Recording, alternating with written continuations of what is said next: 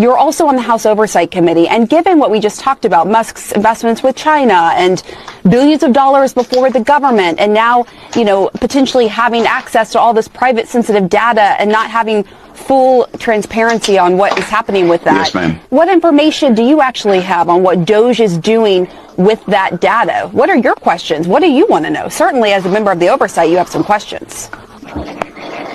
Well, first of all, Elon Musk, when he owned PayPal, they've never had a breach of security. IRS is a nightmare, ma'am. You have folks that still haven't gone back to work 3 or 4 years after COVID.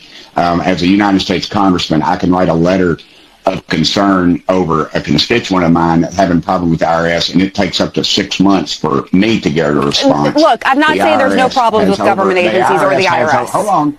You asked me a question. But you're not answering it. And the IRS has hundreds of different groups that have access to this stuff, and yet no one's complained about that. You don't hear there's checks and balances in place for the specific system. That's not true. Even the IRS, even politicals and the former IRS commissioner who was just on the show yesterday said even he didn't go to it, and it's highly unusual for politicals to have access to that system.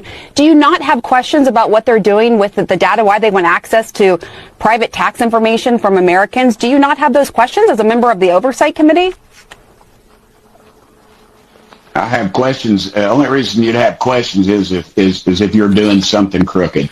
And you're going to see a lot of congressmen with red faces when they follow this paper trail back to members of Congress, ma'am. And that's the bottom line.